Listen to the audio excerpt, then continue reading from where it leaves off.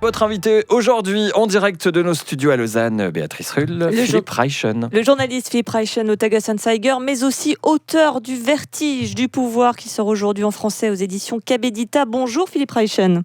Oui, bonjour. Merci d'être sur Radio Lac ce matin. Ce livre, donc, Le Vertige du pouvoir, parle de Pierre Maudet, de ses débuts en politique jusqu'à la fameuse affaire.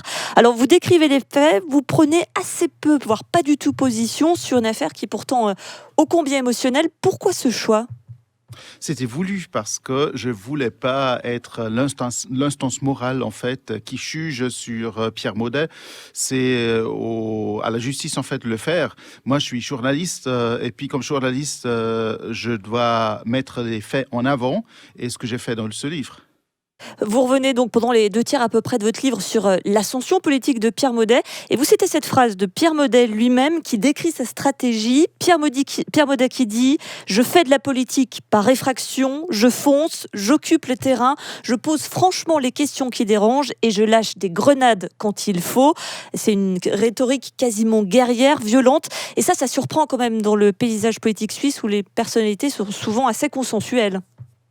Oui, tout à fait, surtout en Suisse alémanique. Mais ce qui m'a encore plus surpris, c'était son expression avec 20 ans où il a dit « j'aime le pouvoir et puis c'est pour ça que je fais la politique ». Alors, je peux vous dire qu'en Suisse alémanique, une phrase comme ça d'un jeune de 20 ans, ça semble quand même un petit peu étrange en fait aux gens et ils sont plutôt sceptiques par rapport à ces propos-là.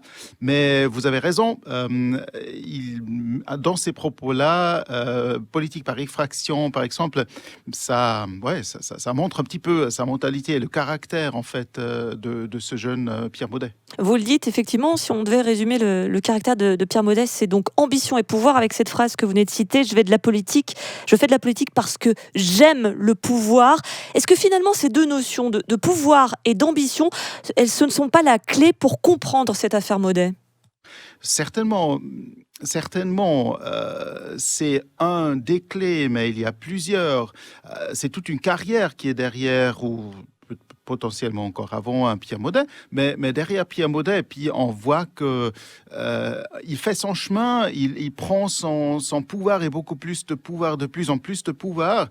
À la fin, il fait en même temps une politique de la droite et une politique de la gauche, et puis c'est ça son grand succès. Il a, si vous voulez, il a éliminé toutes ses ennemis naturels politiques, et puis ça, j'ai jamais vu en Suisse en général en politique. Une ascension fulgurante, c'est ce qui peut marquer d'ailleurs les personnes qui connaissent assez peu la carrière politique de Pierre Maudet avant qu'il soit conseiller d'État, c'est que tout s'est fait très très vite. Est-ce que tout n'a pas été finalement trop vite ? Potentiellement, oui. Potentiellement, mais c'est difficile à dire. Pierre Maudet, il était bien préparé en plus pour cette carrière politique parce qu'il a vu beaucoup de choses, il a vu beaucoup d'affaires à Genève. J'ai été vraiment surpris de découvrir, moi comme correspondant qui est en Suisse romande depuis 2012, tellement d'affaires à Genève. Par exemple, l'affaire de la rue du Ston, j'ai entendu, mais j'ai jamais vraiment examiné ces histoires-là.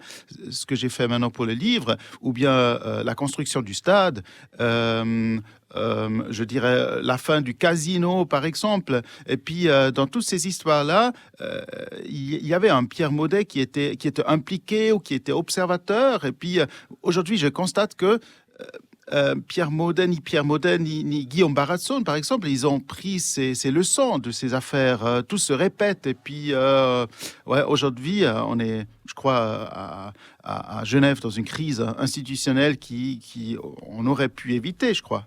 Vous pointez également du doigt dans votre livre la relation entre Pierre Maudet et les journalistes, des relations très proches que Pierre Maudet a bien su utiliser, et des journalistes souvent admiratifs de son travail, presque amoureux quasiment. Est-ce qu'il n'y a pas une autocritique de la profession à faire là aussi dans cette affaire ?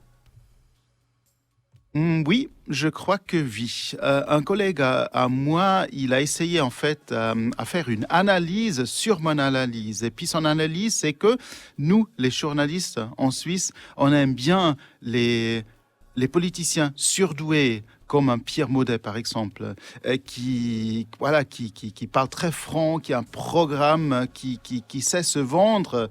Et puis, parce que la majorité des politiciens suisses, ils sont vraiment pas comme ça. Hein. Ils sont beaucoup plus... beaucoup plus... je dirais un petit peu plus... C'est plus un métier pour eux, plus de distance? Ouais, exactement, ouais. Et puis on aime ces gens comme Pierre Maudet. Alors il nous fascine. Et puis Pierre Maudet, il savait bien en fait, il savait bien jouer avec les médias depuis très jeune d'ailleurs. Je décris ces phénomènes-là où il était un jeune politicien qui était en campagne permanente, qui a fait des projets comme l'Union Vaud-Genève par exemple. Et puis là, il a commencé à fasciner les journalistes. Il les a parlé très directement et il les a donné des bonnes histoires de lui-même. C'est un bon vendeur de lui-même aussi, et puis c'est ça la fascination. Et à la fin, je crois, il a commencé à contrôler avec son image qu'il avait, le jeune prodige, l'homme de tout pouvoir. En fait, il a commencé plutôt à contrôler les médias, surtout contrôler les médias. Merci beaucoup Philippe Reichen. Je rappelle donc vous êtes l'auteur du Vertige du pouvoir qui sort aujourd'hui en français aux éditions Quai Éditeur. Merci d'avoir été sur Radio Lac ce matin. Merci, au revoir.